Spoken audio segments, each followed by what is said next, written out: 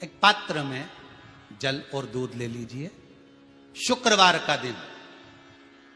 तो कहोगे गुरुजी ये कथा कहां से निकाल के लाए हो? तो विष्णु पुराण में से आप उसको स्मरण कर सकते हो। काय में से? विष्णु पुराण में से। एक पात्र में देसी गाय का दूध, जल उसमें रखकर, और आपके यहां अगर लड्डू गोपाल हो, यदि आपके घर में ठाकुर जी हो, लड्डू गोपाल हो, विष्णु जी का कोई स्वरूप हो, श्री हरि का कोई स्वरूप हो, तो उस पर शुक्रवार के दिन आप संध्या के समय पर दुर्वा डालकर, उस दुर्वा से अगर लक्ष्मी जी के नामों का 108 बार उच्चारण कर कर, घी का दिया लगाकर, कैसर के चावल साथ में रखकर, केवल उस जल का और दूध का मात्र छींटा देते हो, तो उसके घर में कभी लक्ष्मी की कमी नहीं आ सकती, संपदा बढ़ती चली जाती है।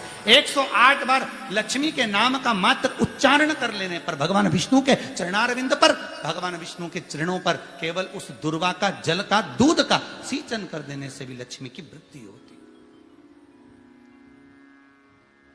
लक्ष्मी देती, दुर्वा बढ़ती है। और दुर्वा का एक बहुत सुंदर गुण है महाराज, बहुत सुंदर गुण है दुर्वा का। जहां पर उसके भीतर गांठ आती है ना, वहां से 2 रास्ते बना देती है। बोलो बनाती कि नहीं बनाती? कभी दुर्वा देखी होगी आपने? जहां गांठ आई वहां 2 रास्ते बनाएगी, फिर गांठ आई फिर 2 रास्ते बनाएगी, फिर गांठ आई फिर 2 रास्ते बनाएगी। दुर्वा का क्रम ऐसा है कि हम भगवान को दुर्वा क्यों देते हैं? उसका कारण यह है कि मान लो, हे परमात्मा, हे शंभु, हे गणेश, हे प्रभु नारायण, अगर मान लो मेरा एक रास्ता चलते चलते गांठ पड़ जाए, एक रास्ता मेरा बंद हो जाए, तो वहां से मेरे दूसरे रास्ते खोल देना। इसलिए दुर्वा भगवान को समर्पित करी जाती है। दुर्वा को समर्पित करने का क्रम ही यही है कि मेरे मार्ग खुल जाए, मेरी राह खुल जाए, मेरा मार्ग चारों तरफ खुलता चला। दुर्वा नीचे की ओर चलते चलते मार्ग खोलती चली जाती है।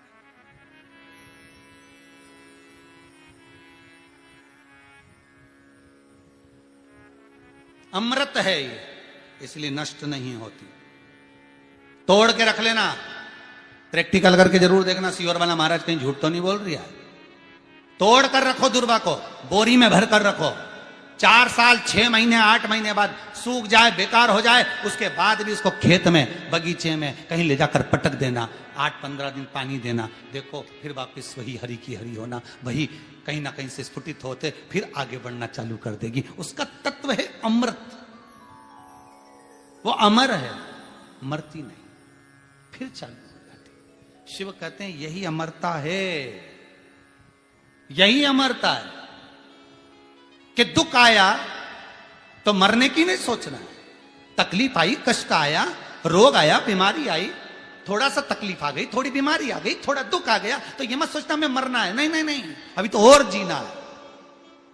तो किस लिए जीना है? कोई कहेगा इसको कहीं आसक्तियां होंगी, घर की, परिवार की, कुटुंब की, कबीले की, इसलिए जीना चाहती है, इसलिए जीना चाहता है। नहीं, आसक्ति एक रखना कि मैं जीना इसलिए चाहता हूं, मैं और जीना चाहती हूं, इसलिए चाहती हूं कि अब मैं भगवान का भजन करना चाहती हूं। अभी तक मैंने परिवार, कुटुंब, कबीले, संसार के लिए करा, अब जितनी जिंदगी दी उस मालिक ने, अब मैं उसका भजन करूं। दुर्वा भगवान विष्णु को चढ़े, दुर्वा गणेश जी को चढ़े, दुर्वा शिव जी को चढ़े, दुर्वा ब्रह्मा को चढ़े, दुर्वा इंद्र को चढ़े, दुर्वा पितरों को चढ़े। कितना सुंदर कहा है। जिसके घर में पितृदोष प्रबल होता है, बहुत प्रबल पितृदोष है, तो उसके घर के जहां पानी का मटका रखा था, पितृदोष मालूम है ना? पितृदोष का लक्षण क्या होता है? 1 रुपए कमाओ, 1.25 रुपए खर्च हो, समझ लेना पितृदोष है। रात्रि को सो गए तुम, बड़े चक नींद आ गई तुमको, बहुत प्रेम से सो गए, सोने के 1.5 घंटे या 2 घंटे बाद तुम्हारी नींद खुल जाए और कम से कम आधे घंटे तक तुमको भूख लग रही हो, समझ लेना पितृदोष है। सोकर उठने के बाद में जैसे ही 1-2 घंटे की नींद हो गई और अचानक नींद खुल गई और तुम्हें भूख लग रही है, भूख लग रही है, प्यास लग रही है बहुत तेज, अभी सोए हो, 1.5 घंटा ही हुआ, 2 घंटे ही हुआ, भूख लगने लगी, बहुत तेज भूख लग रही है, समझ लेना पितृदोष है। पितृ भूखे हैं, भोजन की याचना कर रहे हैं, भोजन की याचना। सोने के बाद तत्काल नींद खुले 2 घंटे के बाद, भूख लगे, उसका भी एक समय बताया है महाराज ब्रह्मवर्ता पुराण के अंतर्गत कि रात्रि को सोने के बाद में 1 घंटे की नींद हो जाए और उसके बाद में 2 घंटे के अंदर वापिस नींद खुल जाए और भूख लगने लगे तो समझ लो पितर भूखे हैं, भोजन मांग रहे हैं, अन्न मांग रहे हैं, पितृ दोष है।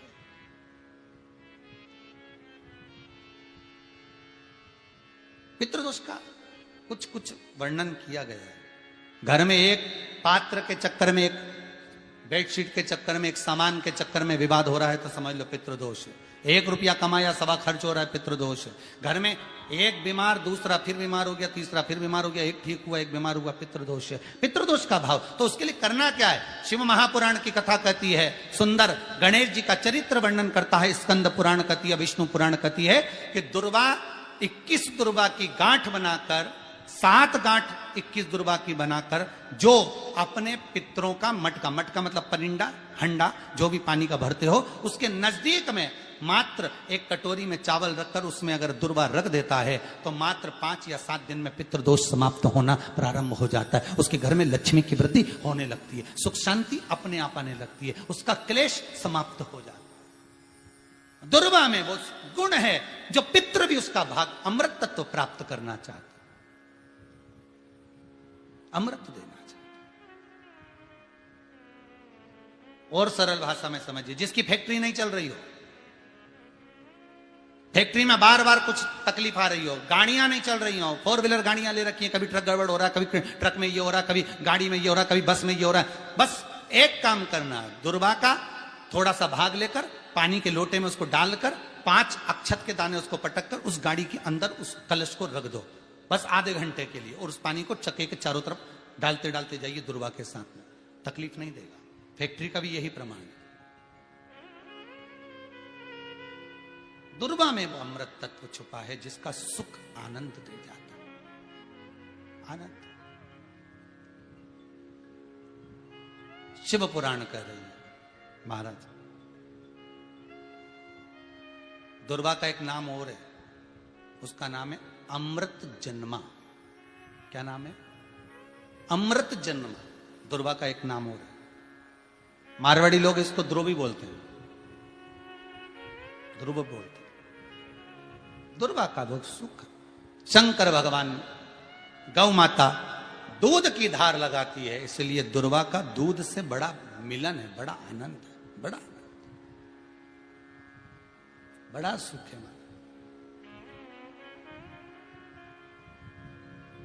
कोई भी ग्रह अनुकूल नहीं है, सब बेकार चल रहे हो, सब प्रतिकूल चल रहे हो, दूध के पात्र में दुर्वा डाल लो, पीपल के वृक्ष के नीचे चढ़ा कर आओ, राहु केतु शुक्र शनि जो भी गड़बड़ है सब सुधरना चालू हो जाता है। दुर्वा का वो सुख।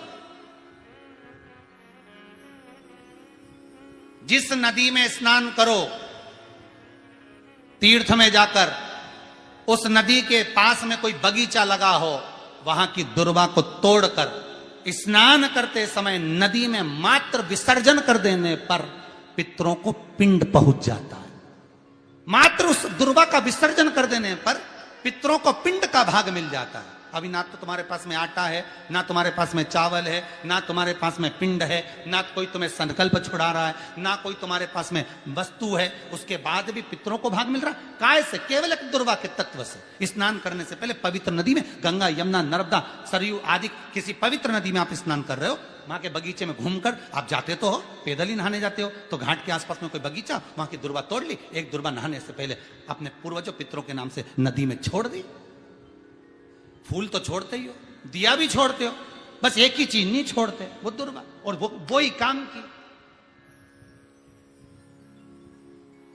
वही काम की। तुम कुछ छोड़ो ना छोड़ो, एक दुर्वा का भाग छोड़ दिया, वो पितरों के लिए सुख प्रदान करने। शिव पुराण कह रही है महाराज, देवताओं को अमृत कितनी बार मिला? 1 बार। दुर्वा को अमृत कितनी बार मिला? जम के बोलिए, 5 बार। कार्य सिद्धि के लिए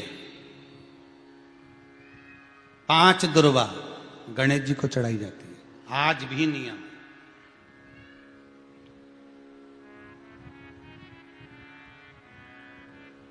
कभी आपको मौका मिला हो और आपने रावण संहिता पढ़ी हो। कौन सी संहिता? रावण संहिता।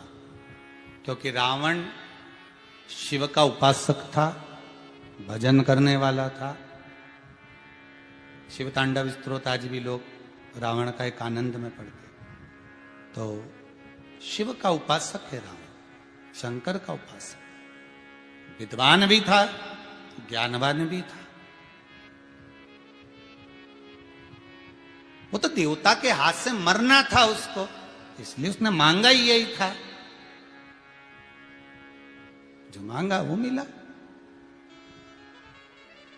तो रावण संहिता अगर किसी ने पढ़ी हो तो उसको मालूम होगा, रावण संहिता में 4 तरह के तिलक का महत्व बताया। कितने तिलक? 4। उन 4 तिलक में सर्वश्रेष्ठ तिलक रावण बताता है। एक तिलक सर्वश्रेष्ठ है, वो है दुर्वा। जो दुर्वा होती है, उस दुर्वा को जलाकर उसकी भस्म तैयार कर कर उसमें गाय का श्वेत गाय, कौन सी गाय? सफेद। उस गाय के शरीर पर कोई दाग ना, उसके शरीर पर पूर्ण तरह से श्वेत हो, ना लाल उसमें कोई धब्बा हो, ना काला धब्बा हो, ना कोई कलर हो, बस केवल श्वेत। रावण संहिता में 4 तरह के तिलक का प्रमाण दिया। तो एक तिलक रावण संहिता में वर्णन आया, एक तिलक का जो व्याख्यान वर्णन किया गया, उसमें दुर्वा को जलाकर राख कर कर भस्म बनाकर उसमें गाय का घी, देसी गाय का घी मिलाकर और उसका बिंदी, उसका तिलक मस्तक पर लगाकर या नैनों में सुरमा लगाकर जो व्यक्ति जिस किसी से मिले वो उसका हो जाता है। उस दुर्वा में इतना प्रबलता आ जाती है, अमृत तत्व जुड़ा हुआ है दुर्वा के।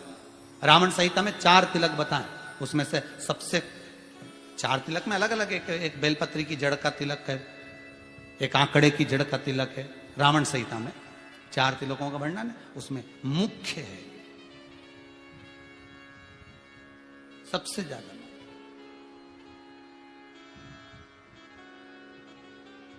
हम तो कहेंगे, अगर मान लो, वैसे तो नौकरी करने जाओ, सर्विस करने जाओ तो आंख में काजल लगा कर जा नहीं सकते, नहीं तो लोग ही कह देंगे कहां से आया है। मालूम पड़े तुम नौकरी के लिए इंटरव्यू देने जाओ और आंखों में काजल लगा के चले जाओ, तो फिर भी एक प्रयास करना,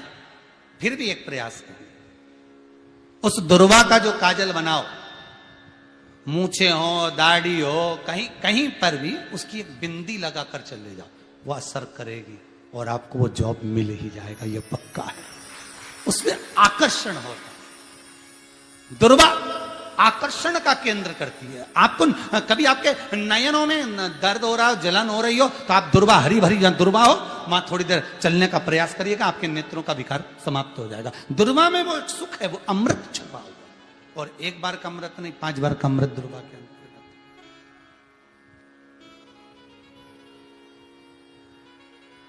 कौन से देवता हैं जिनके ऊपर दुर्वा का जल दूध में मिला हुआ छीटा जाए? श्वेत गाय के। देखो, दूध का प्रमाण बार बार दुर्वा के साथ आया, उसका कारण क्या है? क्या कारण हो सकता है उसका? उसका एक कारण है, समुद्र मंथन के समय पर सबसे पहले कुछ निकला था, तो समुद्र मंथन में सबसे पहले निकली थी गौ माता निकली थी। क्या निकली थी? गाय। सबसे पहले निकली थी गाय। और कितनी गाय निकली थी? 5। पहली नंदा, दूसरी सुभद्रा, तीसरी सुरभि, चौथी सुशीला, 5वीं बहुला। ये 5 गाय समुद्र मंथन में निकली। अब समुद्र मंथन में जब गौ माता निकली तो सारे 33 कोटि देवता मंथन में जो लगे हुए थे, उन मंथन को करते करते देवता थक चुके थे। सारे देवता थक चुके थे। बहुला सुरभि और सुशीला से बोली, सुभद्रा से बोली, नंदा से बोली, अपना काम है, एक काम करो, अपन आप रूप दूध की धार बहाना प्रारंभ करो। अपने आप दूध की धार हम मृत्युलोक में हम भेजें इन देवताओं के लिए, तो देवताओं को अमृत तत्व मिलेगा, आनंद होगा। और गौ माता ने ऊपर खड़े होकर जो दूध बहाना प्रारंभ करा, वो देवताओं के मुख में आधा तो गया और आधा दूध समुद्र पर जब गिरा, और जो मंथन चल रहा था उस मंथन के चलते, कभी दूध का दही का मंथन करना तो क्या निकल कर आएगा, मक्खन आ जाएगा। वो मक्खन तेड़ता हुआ समुद्र की लहर से दुर्वा पर जा पड़ा। इसलिए आज भी दुर्वा के साथ में गौ माता के दूध का बड़ा प्रमाण, वो भी देसी गाय, जर्सी नहीं, विदेशी नहीं, देसी गाय। और देसी गाय का दूध का बड़ा बड़ा प्रमाण है साहब। हम कई बार कथाओं में कहते हैं, जैसा खाया अन्न, बोलते जाओ, वैसा हो गया मन। जैसा पिया पानी, वैसी हो गई वाणी। और जैसा पिया दूध, वैसी बन गई बुद्ध। बुद्धि कैसे बनी है? दूध से बनी। डब्बे का दूध पियोगे तो डब्बे हो जाओगे, थैली का दूध पियोगे तो थैली, बोतल का दूध पियोगे तो बोतल। तो दूध का बड़ा असर।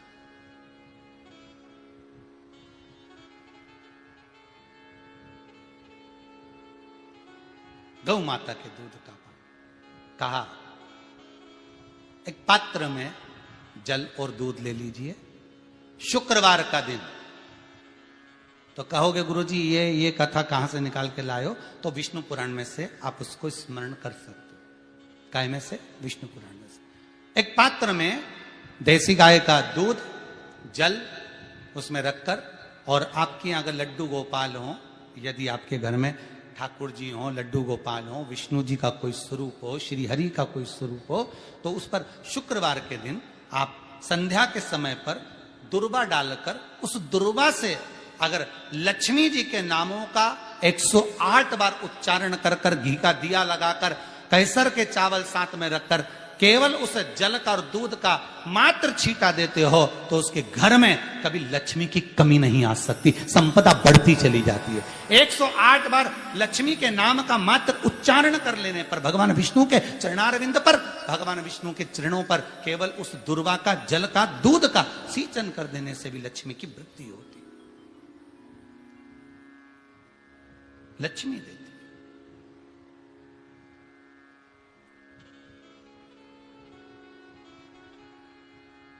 दुर्वा बढ़ती है। और दुर्वा का एक बहुत सुंदर गुण है महाराज, बहुत सुंदर गुण है दुर्वा का। जहां पर उसके भीतर गांठ आती है ना, वहां से 2 रास्ते बना देती है। बोलो बनाती कि नहीं बनाती? कभी दुर्वा देखी होगी आपने, जहां गांठ आई वहां 2 रास्ते बनाएगी, फिर गांठ आई फिर 2 रास्ते बनाएगी, फिर गांठ आई फिर 2 रास्ते बनाएगी। दुर्वा का क्रम ऐसा है कि हम भगवान को दुर्वा क्यों देते हैं, उसका कारण यह है कि मान लो, हे परमात्मा, हे शंभु, हे गणेश, हे प्रभु नारायण, अगर मान लो मेरा एक रास्ता चलते चलते गांठ पड़ जाए, एक रास्ता मेरा बंद हो जाए, तो वहां से मेरे दूसरे रास्ते खोल देना। इसलिए दुर्वा भगवान को समर्पित करी जाती है। दुर्वा को समर्पित करने का क्रम ही यही है कि मेरे मार्ग खुल जाए, मेरी राह खुल जाए, मेरा मार्ग चारों तरफ खुलता चला। दुर्वा नीचे की ओर चलते चलते मार्ग खोलती चली जाती है।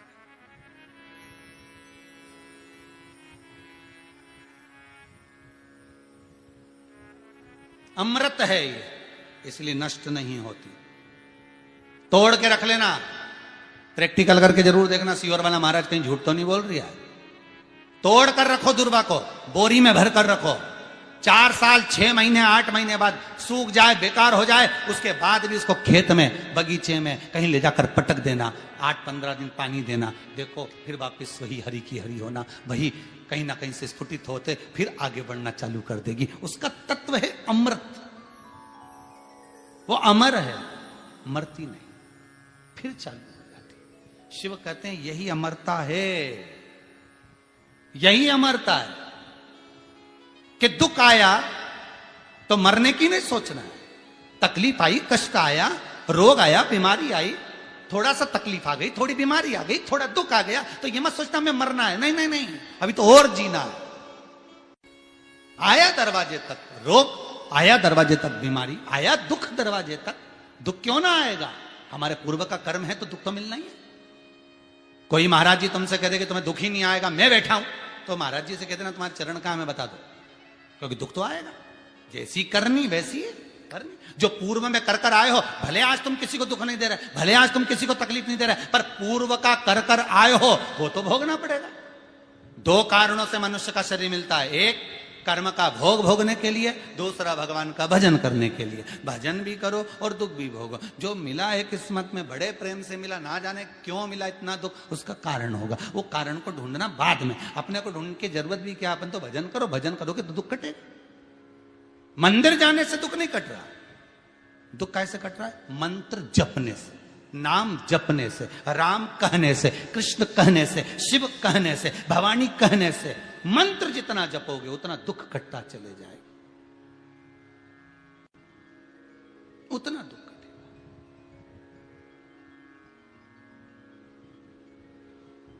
भोला सब दुख काटो हमारा, ओ भोला सब दुख काटो हमारा।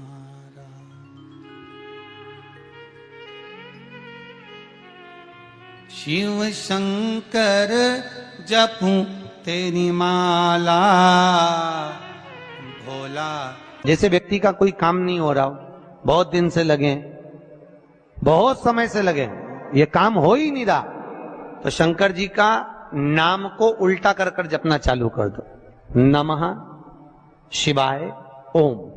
आपको लगे कि आपके घर में शांति बिल्कुल नहीं है, क्लेश बहुत ज्यादा है, बहुत ज्यादा तकलीफ, हमारे घर में कुछ न कुछ जरा सी बात पर विवाद होता ही है, तो प्रयास करिएगा कि आप काली तिल थोड़ी सी, एक काली मिर्ची और 7 लौंग।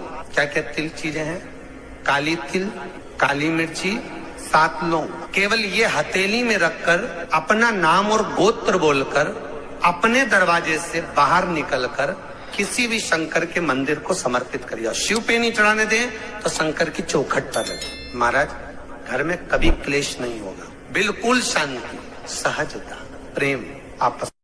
देवाधिदेव महादेव को जल चढ़ाते हैं, उसके 5 अलग अलग तरीके हैं। बहुत सावधानी से सुनना कथा, आपकी और हमारी जिंदगी की सार्थकता को सिद्ध करने वाली कथा। आज पंजाब की इस पवित्र भूमि पर अगर यह प्रसंग निकला है तो इसको आप अगर सुनेंगे तो आपका जीवन सार्थक होगा। शिव जी को 5 तरह से जल चढ़ाने का तरीका है। जैसे पंचामृत होता है, दूध, दही, शहद, घी, शक्कर, ये सब पंचामृत के अंतर्गत आते हैं, उसी तरह शंकर जी को 5 तरह से जल चढ़ाने का क्रम वर्णित किया गया। अब उसको समझेंगे, सावधानी से समझिएगा। पहला, जल लेकर आए, सीधे डायरेक्ट शंकर भगवान के शिवलिंग पर चढ़ा दिया। यह प्रथम जल का चढ़ाने का तरीका। दूसरा, जहां से पानी बहकर जाता है, जहां से जल बहकर जा रहा है, उसके ठीक विपरीत जल उत्तर में जा रहा है, आप दक्षिण में खड़े होंगे और दक्षिण में खड़े होकर उत्तर की ओर मुख करेंगे और शिव जी को जल समर्पित करेंगे। यह रोग मुक्ति करने वाला है और हमारे रोग पर हमें विजय प्रदान करने वाला। यह जल चढ़ाने का तरीका। एक, सीधे मंदिर में गए, लोटा भरकर जल उठाया, शिव जी को चढ़ा दिया। दूसरा जल, जहां से पानी बहता है, शिव जी का चढ़ा हुआ जल जहां से बहकर जाता है, उसके ठीक विपरीत में शिव जी का जल इधर जा रहा है तो तुम यहां खड़े हो, तुम यहां बैठो, यहां मत बैठना, यहां मत बैठना, इधर बैठो। अगर रोग का निवारण है तो यहां बैठकर। तीसरा, अशोक सुंदरी से जल चढ़ाते चढ़ाते शिवलिंग तक लेकर जाना और शंकर भगवान के शिवलिंग पर पूर्ण जल समर्पित करना। यह तीसरा तरीका। यह कार्य की सिद्धता के लिए। हम जब किसी से आस ना लगाकर परमात्मा से विनती करते हैं तो वो विनती करने का तरीका। तीसरा। चौथा, शिव जी पे चढ़ा हुआ जल 5 जगह पर समर्पित करना। गणेश जी, कार्तिकेय, अशोक सुंदरी, शिवलिंग और जलाधारी। ये चौथा क्रम है। जब जिस नारी का, जैसे मेरा नाम मोनिका है, मेरे पति का नाम संजय सिंह है, मैं दिल्ली स्वरूप नगर के निवासी हूं, मेरा फोन नंबर ये है। कहीं बैठी हैं? मैं बाबू को लाए हैं क्या? नहीं लाए? ठीक है, मैं प्रणाम करने के लिए लाई हूं। गुरुदेव, बाबा बाबा है, बैठिए बहन। शिव तत्व है। एक जल चढ़ाने का तरीका, शिव जी को हम जो जल चढ़ाते हैं उसका एक तरीका भी हमारी जिंदगी में अगर हमने उसको स्मरण में रख लिया तो हमारी कार्य की सिद्धता को सिद्ध कर देता है, हमें सफलता की ओर लेकर चले जाता है। सीधे जल चढ़ाना, दक्षिण में बैठकर उत्तर की ओर मुख कर कर जल चढ़ाना, अशोक सुंदरी से लेकर शिवलिंग तक जल चढ़ाना, 5